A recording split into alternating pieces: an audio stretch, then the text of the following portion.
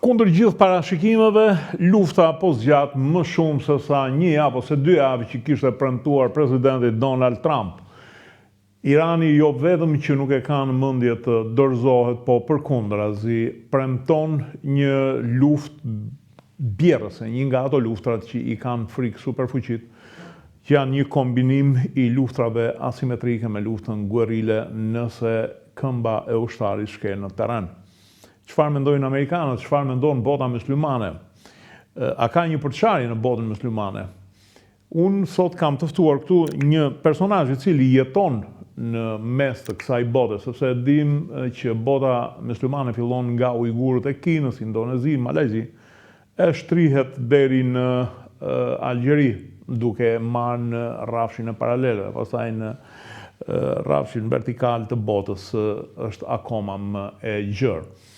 Kam këtu të ftuar zotin Olsi Yazagji. Olsi, mirëmbrëma. Merhaba, faleminderit për ftesën. Okej, atëherë, doja t'ju pyesja, juve momentalisht jeni në Malajzi, a përjetohet në Malajzi kjo luftë? Bota muslimane, malajzianët janë një popullsi muslimane, por le të themi e sufi, pra tolerant. Megjithatë, në botën muslimane ka ngjallur një problematik. Si përjetohet në Malajzi, në Indonezi, në këtë pellg?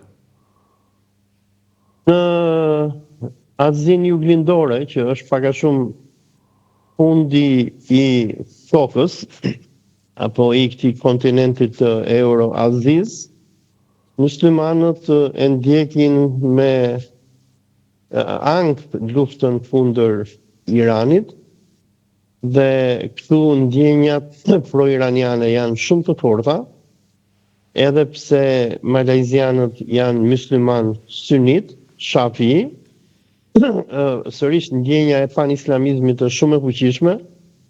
Në Kuala Lumpur, në Jakarta, ka patur protesta kundër agresionit amerikan dhe izraelit. Dhe duhet të kuptojmë diçka që lufta që po bëhet në këto momente kundër Iranit, këtu shihet si vazhdim i luftës që 2 vjeçare që Izraeli bëri kundër Gazës, apo e ashtu quajtur gjenocidi kundër Gazës. Dhe muslimanët këtu, domethënë në këtë pjesë të botës, janë më pak të radikalizuar me ndatësi sektare, sesa janë për shembull në Arabinë Saudite, apo në Bahrein, apo në Kuwait.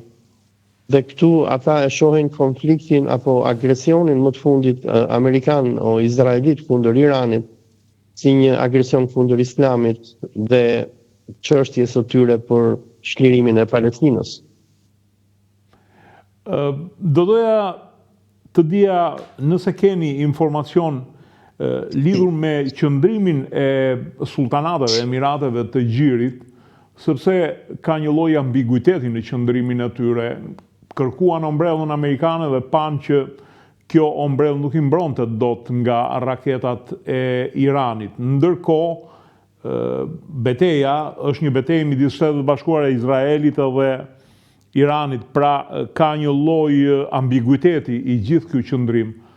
Dhe doja të dija, vetë bota muslimane e këtyre vendeve të Gjirit me të cilat juve keni edhe lidhjet e tuaja profesionale, si është si situatë, sepse patëm edhe një ofendim që vetë presidenti Trump i bëri princit regjent të Arabisë Saudite. Po, ofendimi ku Trumpi ka një gjë të mirë, domethënë Trumpi edhe pse është vratës dhe është imperialist, ndryshe nga presidentët e tjerë amerikanë, ka një gjë të mirë që atë që e mendon ai e thot. Tani të dalim tek këto vendet e Gjirit persik, që prej pushtimit të tyre nga britanikët në 1916-18, Britania i theu këto emiratet në koloni të saj. Arsye pse britanikët do të kolonizonin fjala bie Katarin, atë që njihet sot si Emiratet Arabe, vilajetin e Basrës, dhe do ndërtonin aleancën e tyre me Arabinë Saudite, të cilën nisën që ta krijojnë në 1924 për t'i dhënë fund ndjenjës rikrijimit të kalifatit sunit. Këto emirate të gatishullit arabik u krijuan si protektorate të anglezëve. Tani pas luftës së dytë botërore dhe me rënien e fuqisë britanike, fuqia koloniale britanike do të zëvendësohet nga amerikanët dhe amerikanët do t'i marrin këto vende në patronazhimin e tyre dhe gjatë luftës së ftohtë amerikanët do kishin 3 pika kyçe në lidhje me politikën e tyre të lindjes mesme. E para do të ishte kontrolli i naftës, që ata nuk donin në asnjë mënyrë që nafta të binte në dorë të grupeve revolucionare islamike apo komunistëve. 2, amerikanët donin që të siguroheshin që komunizmi në asnjë mënyrë nuk do të arrinte që të merrte këto vende dhe këto vende të kishin fatin e Irakut apo Sirisë, të cilët u kthyen në Republika Baptiste Socialiste.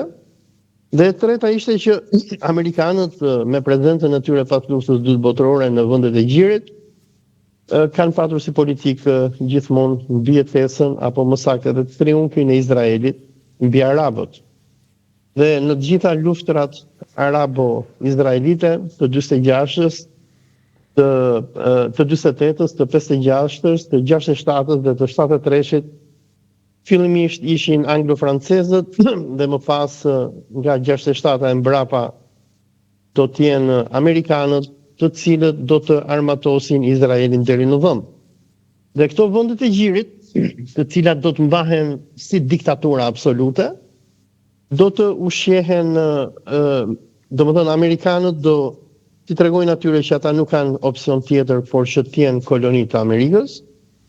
Dhe me marrëveshjen e petrodollarit, që Shtetet e Bashkuara të Amerikës do bëjnë me mbretin Fahd të Arabisë Saudite, pasi vrasin mbretin Faisal në 1973-shin, marrëveshja e petrodollarit është në 1974, amerikanët do t'i imponojnë këtyre emirateve të gjirit persik që naftën që ato e shesin, t'ua shesin amerikanët dhe nafta të shitet me dollar.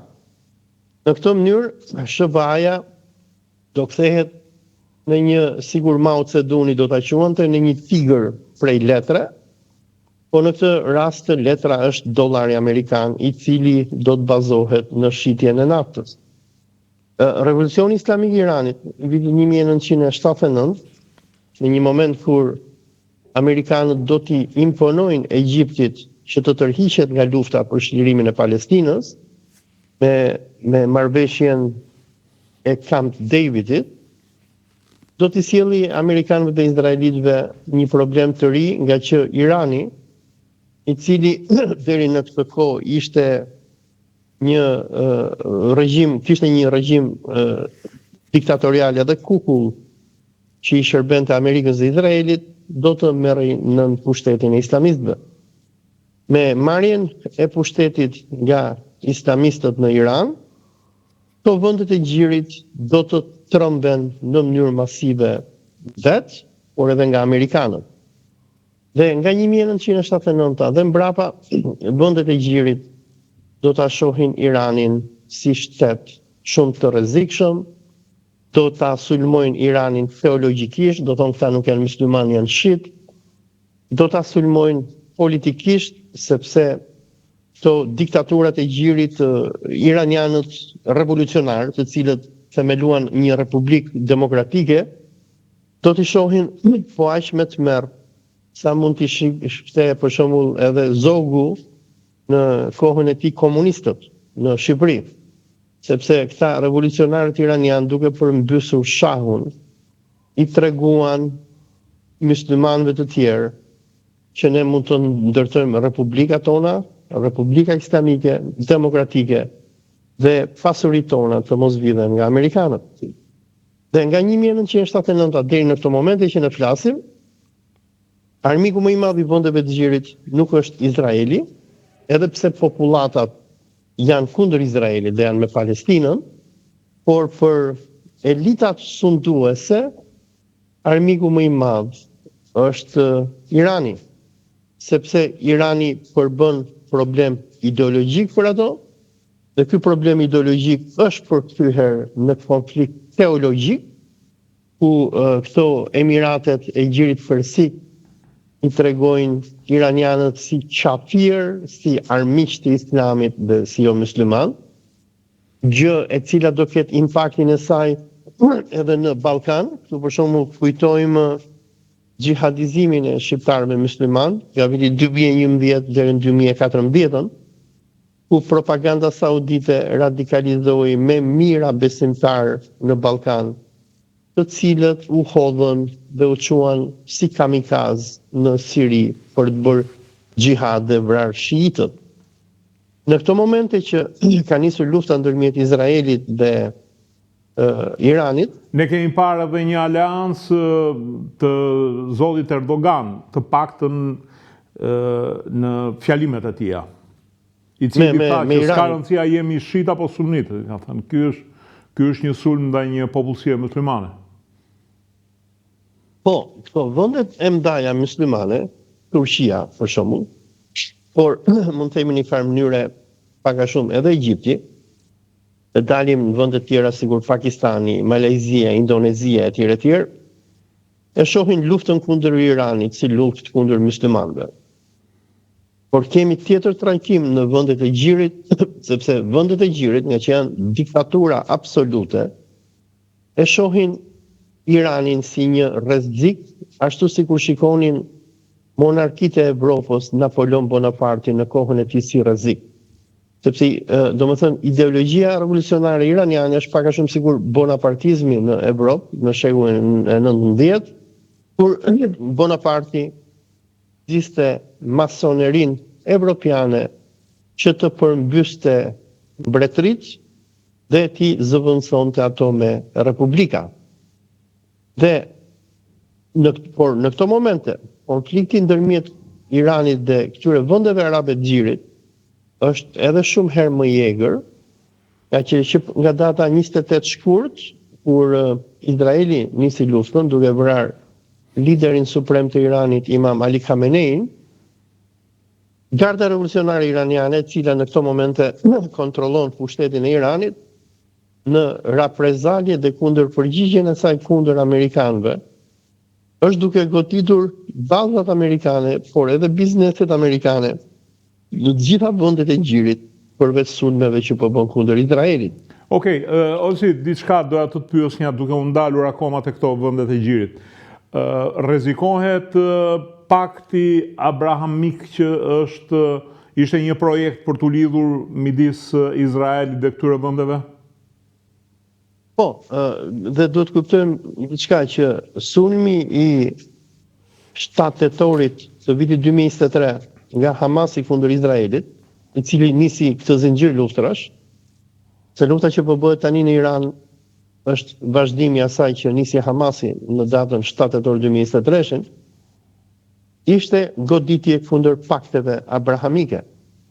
Çfarë ishin paktet abrahamike? Ishte, domethënë, si më thon, shkelmimi që Trumpi dhe Izraeli i bëri unitetit të arabëve, sepse arabët që prej vitit 1948 kur u krijua Izraeli, deri me ardhjen e Trumpit refuzonin që të kishin marrëdhënie me Izraelin.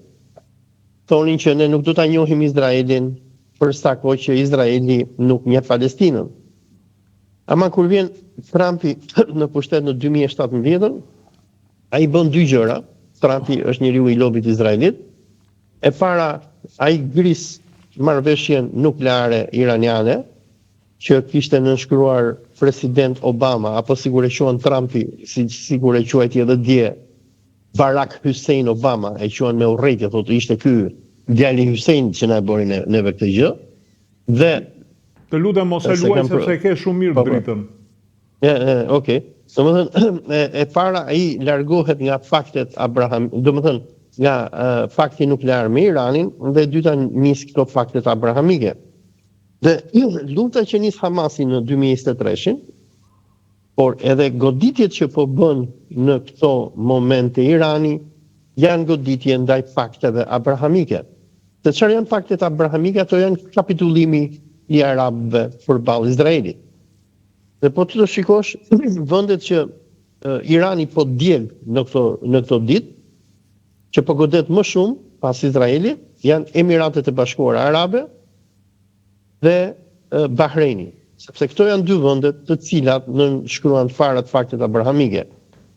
Ndërsa Arabia Saudite dhe Katari kanë marrëdhënie po sekrete me Izraelin, këto dy vende kanë refuzuar që ti nënshkruajnë dhe të normalizojnë marrëdhënien me Izraelin, biles edhe ajo që përmendet ti, domethënë ai citati i Donald Trumpit kur thoshte që tani ka ardhur momenti që Muhammed bin Salmani duhet vijë dhe të mlopti fund shpinën, kishte domethënë fjalimi i Trumpit ishte lidhje pikërisht me këtë gjë, domethënë se thoshte tani ka ardhur momenti që Muhammed bin Salmani dhe Arabia Saudite nuk ka nga e luan bishtin, po do vinë dhe do më lëpin mua dhe do vendosin marrëdhënie të hapura me Izraelin.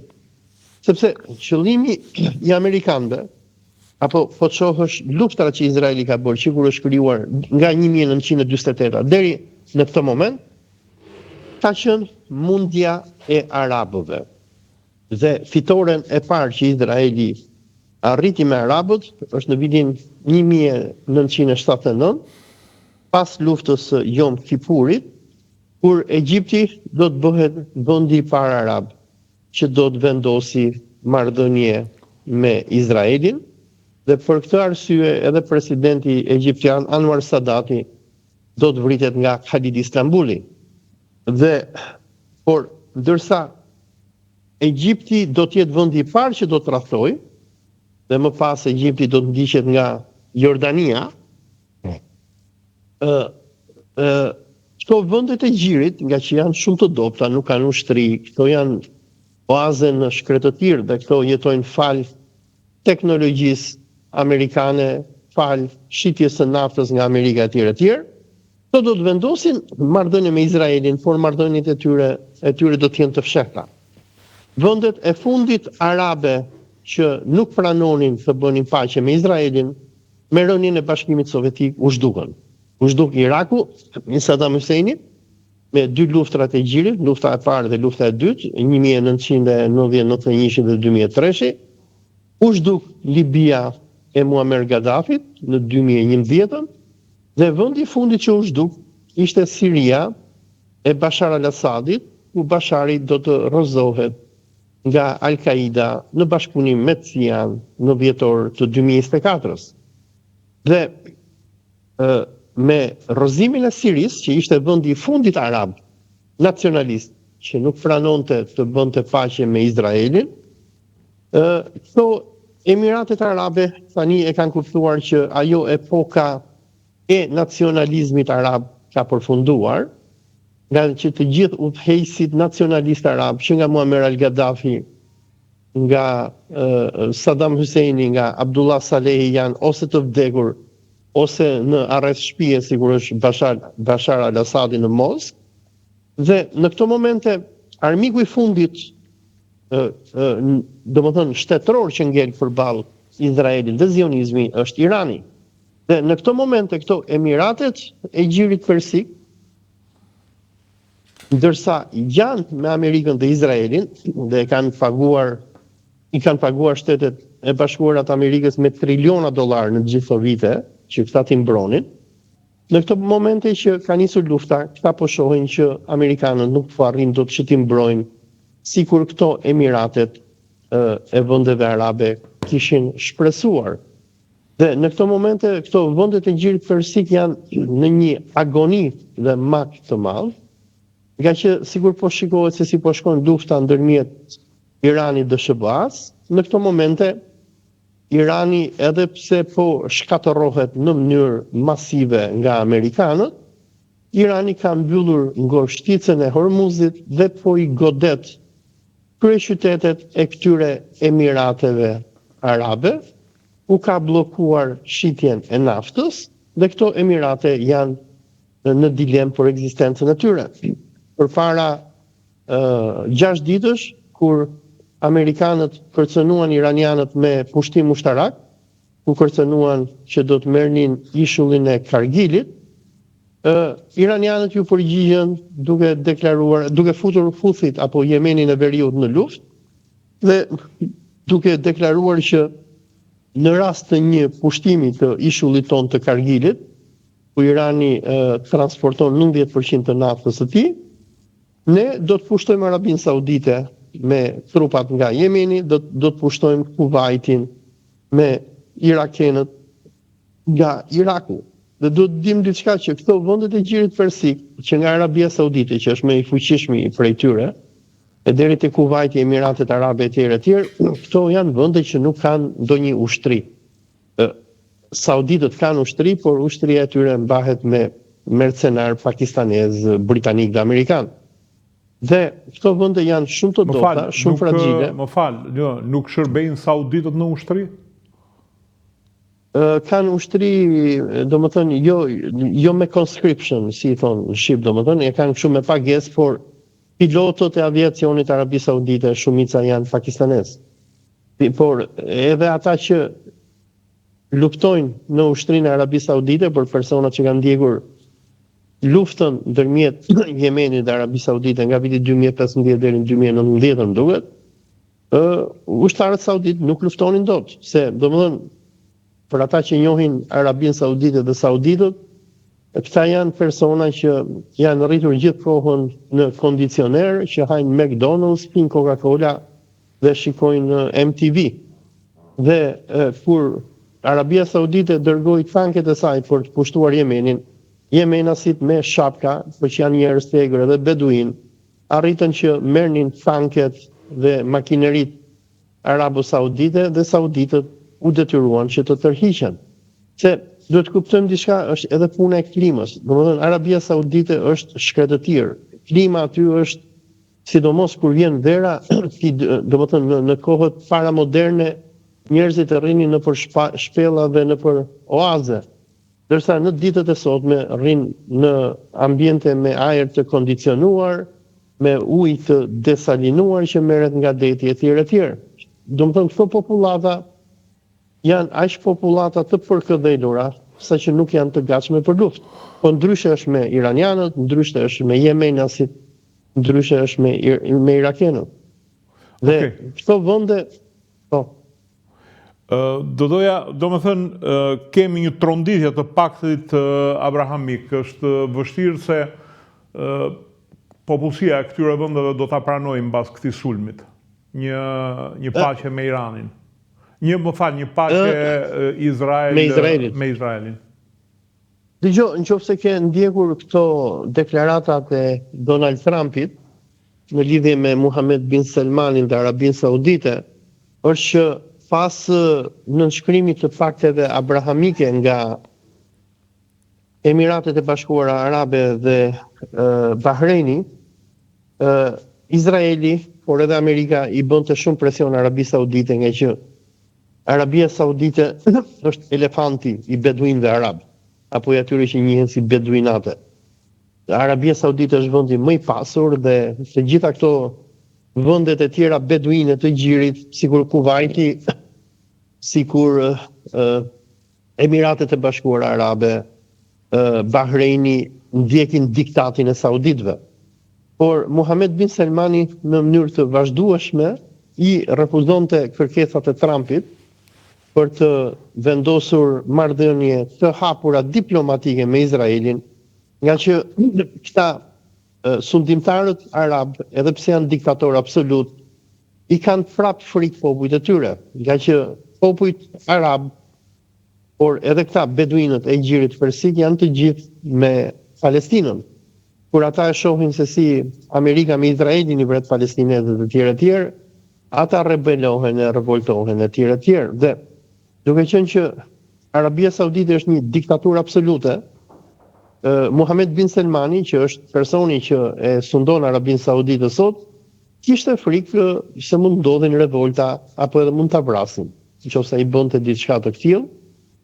Por tani në këto momente kemi në njërin anë Izraelin, por edhe Donald Trumpin, i cili shpreson se ky sulmi iranian kundër beduinateve të Gjirit Persik do t'i detyrojë arabët që të nënshkruajnë të gjithë marrëveshjet abrahamike.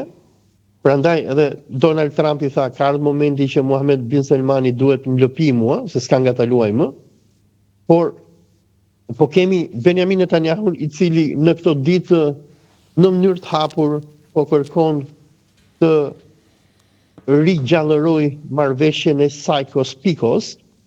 Marrëveshja e Sykes-Picot është një marrëveshje ndërmjet britanikëve dhe francezëve në 1916, kur ata luftonin kundër gjyshërve tan Osman, dhe projekti në atë kohë ishte që britanikët do të kishin kolonitë të tyre. Kolonitë e tyre do fillonin që nga Gjiri Persik, aty ku janë sot Emiratet Arabe, Katari, zona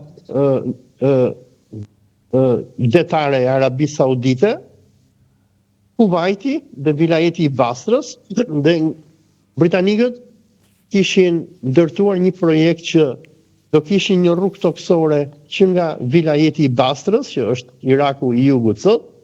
Kjo rrugë toksore do kalonte për në Jordani dhe do dilte në portin e Haifës dhe të Akres, në atë që njohim sot si Liban dhe Izrael.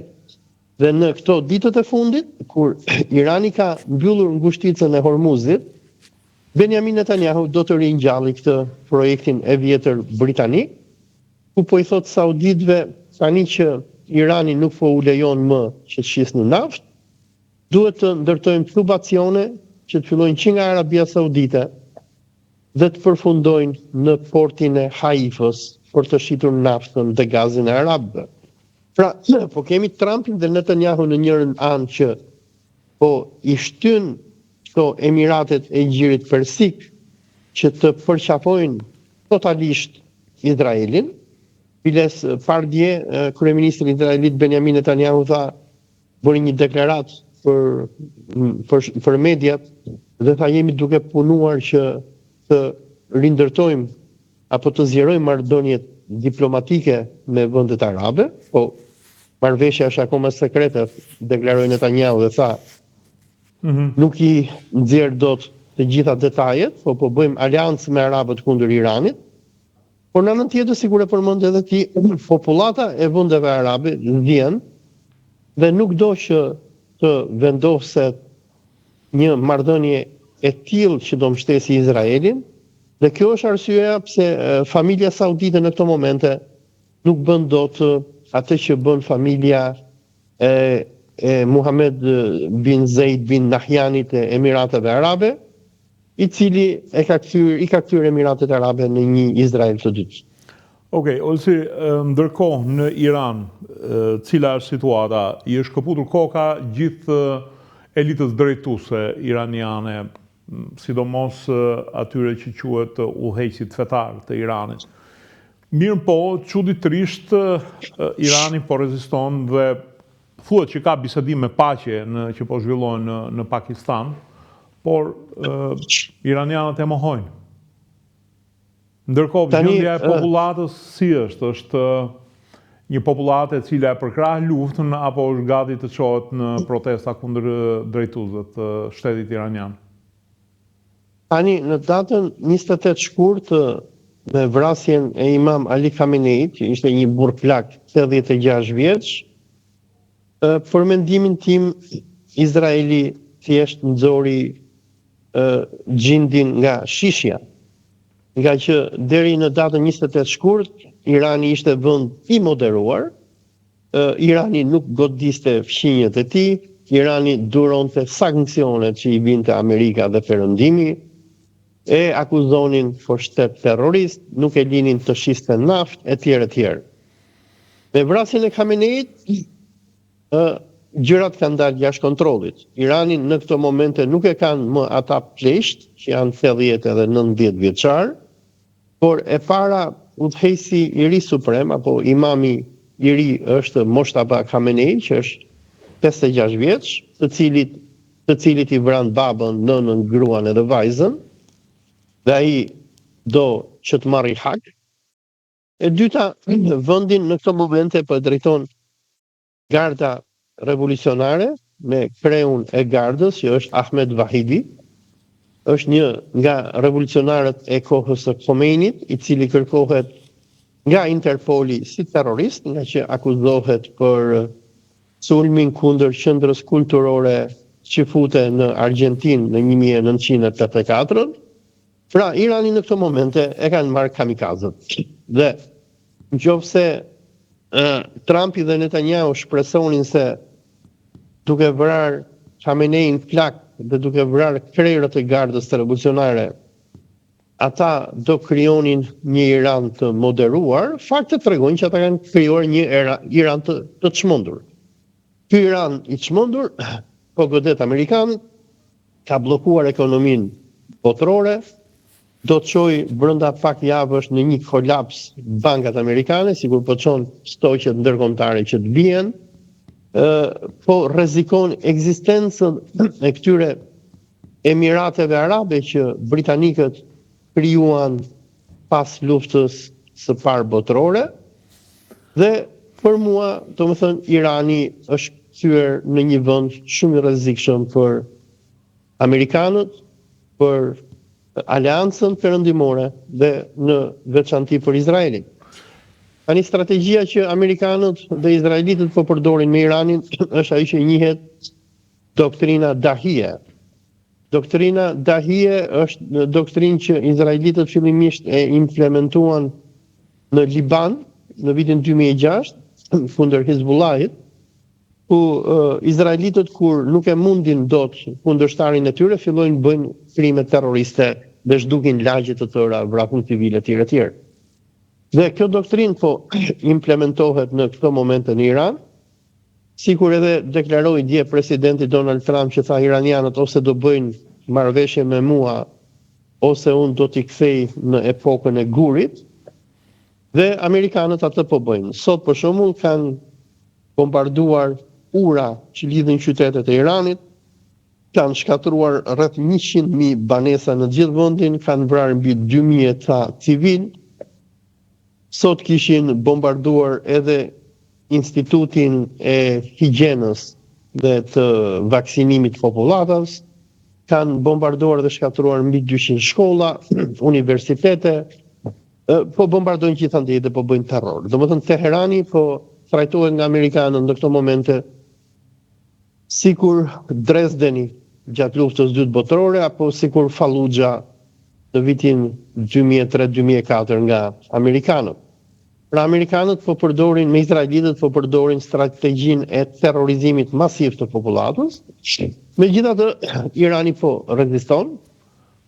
Garda revolucionare dhe udhëheqësia e Iranit, se është e vërtetë ata bran Khamenein, po në Iran ka me qindra hoxhallar të tjerë që mund të zëvendësonin dhe zëvendësuan Khamenein, dhe Irani po reziston. Duhet kemi parasysh që Irani është një vend shumë i madh, është sa e gjithë Evropa perëndimore, domethënë si me filluar nga Portugalia dhe të përfundosh në Hamburg, dhe ndërsa qytetet e mëdha, sigur kryeqyteti Teherani po shkatërrohen, e duhet të dim diçka që popullatat më anti-islamike të Iranit janë popullatat e Teheranit dhe Isfahanit. Domethënë çfarë po vrasin amerikanët në këto momente, po vrasin ata që ata i konsideronin si aleatët e tyre.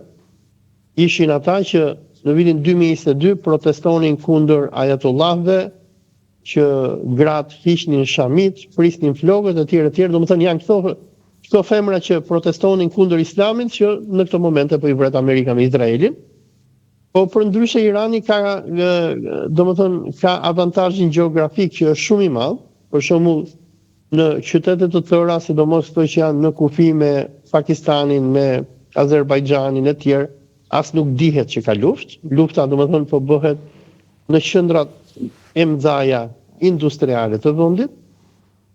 Dhe në anën tjetër, Garda Revolucionare Iraniane po godet për ditë si regjimet arabe që strehojnë bazat amerikane, si ushtarët amerikanë kudo që ata i gjejnë dhe gjithashtu edhe Izraeli po kthehet në një Gaza të dytë dhe sikur raportojnë edhe mediat izraelite, izraelitëve në këto momente u kanë mbaruar interceptorët e sistemeve antiraket dhe goditjet iraniane po janë gjithmonë edhe më të suksesshme. Okej, do me thënë, ti mendon që në Iran po fiton ideja e martirizimit se sa e dorëzimit, e? Po, do me thënë, Garda Revolucionare Iraniane është një ushtri ideologjike, e cila u ndërtua nga Khomeini, dhe ideologjia e saj është Mehdiizmi. Do me thënë, iranianët besojnë në betejën e Kerbelas, në martirizimin e Imam Huseinit, dhe në profecitë e tyre iranianët besojnë që në fundin e kohës judejt do të mblidhen nga gjithë bota në Palestinë dhe do udhëhiqen nga ai që njihet si Dajjalli apo Antikrishti, dhe iranianët besojnë në profecitë e tyre që Irani është Republika e Imam Mehdiut. Në kushtetutën e Iranit, në nenin fes të kushtetutës, thuhet që udhëheqësi i Republikës Islamike të Iranit është një hoxh që duhet të jetë fukaha, do të thënë jurist, dhe ky hoxh duhet ta mbajë pushtetin deri në momentin e shfaqjes së Imam Mehdiut. E që iranianët besojnë që në fundin e kohës Allahu do të zbresi Imam Mehdiun, që do ta shliroj botën nga judejnë dhe nga Dejjalli, dhe ata janë ideologjikisht të motivuar. Do të thënë, arsye pse nuk po bie ushtria iraniane në këto momente, sikur ra për shembull ushtria e Bashar al-Assadit në Siri, po sikur ra edhe ushtria shqiptare në 1990, në të njëshin kur u përndrysh komunizmi, është se ndryshe nga ushtria shqiptare e Ramiz Alis në atë kohë, apo e Bashar al-Assadit, iranianët janë shumë të motivuar, dhe ata besojnë në teorinë e martirizimit.